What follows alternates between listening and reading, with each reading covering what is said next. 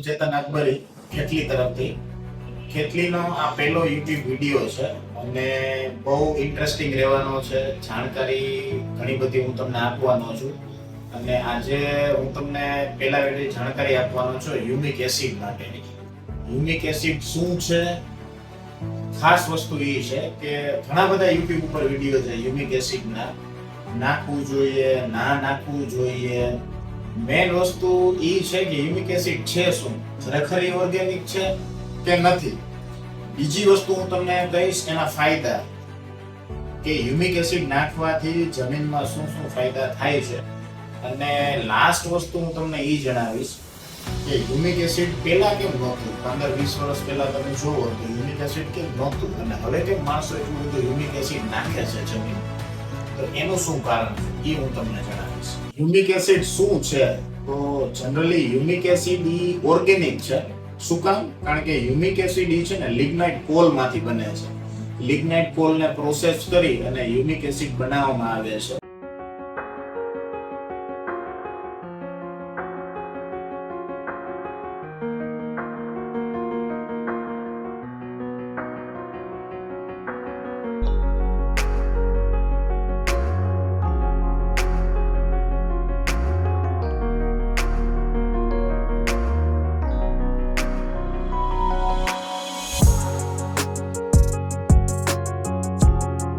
હવે humic acid જમીનની અંદર નાખવાથી ફાયદા શું શું થાય છે?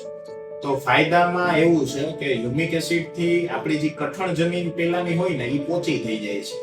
બીજી વસ્તુ એવું થાય છે જમીનની ફળદ્રુપતા વધે છે. ત્રીજી વસ્તુ એવી છે કે આપણે કોઈ પણ ખાતર જે નાખીએ છીએ ને છોડને, તો ઈ જો કઠણ જમીન હોય ને તો છોડને પૂરતા પ્રમાણમાં એના પોષક તત્વો નથી મળતા.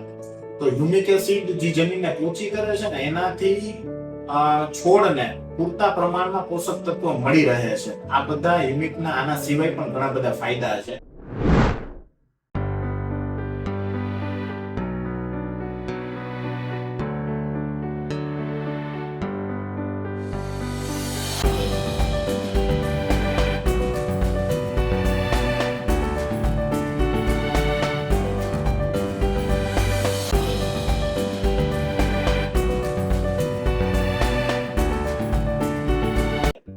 હવે મેઇન વસ્તુ એ છે કે હ્યુમિક એસિડ પહેલાના સમયની અંદર કેમ ના નખાતા.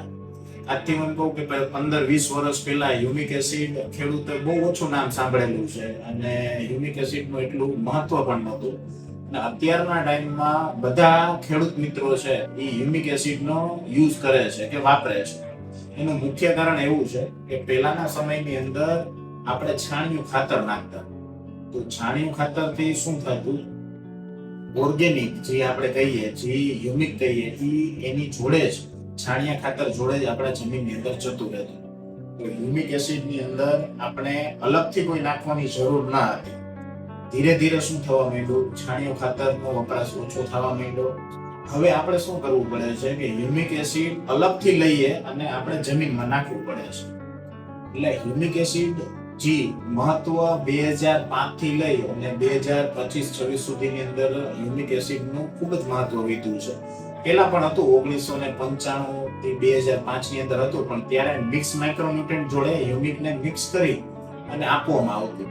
એટલે ખેડૂત મિત્રોને એટલું બધું ખ્યાલ નહોતું કે ભાઈ હ્યુમિક એસિડ શું છે. પણ 2005 થી લઈ અને અત્યાર સુધી કે 2015 થી લઈ અને પછીનો જે સમયગાળો છે એ સમયગાળામાં હ્યુમિકનું ખૂબ જ ડિમાન્ડ વધી. એના લીધે આજે દરેક ખેતરની અંદર હ્યુમિક જાય છે. જેમ જેમ છાણિયું ખાતરનો યુઝ ઓછો થવા માંડ્યો, વપરાશ ઓછો થયો, એમ હ્યુમિકનો વપરાશ વધી ગયો. હ્યુમિક એસિડ તમને બધી જ જગ્યાએ સરળતાથી મળી રહેશે. તમે કોઈ પણ હ્યુમિક એસિડ વાપરી શકો છો.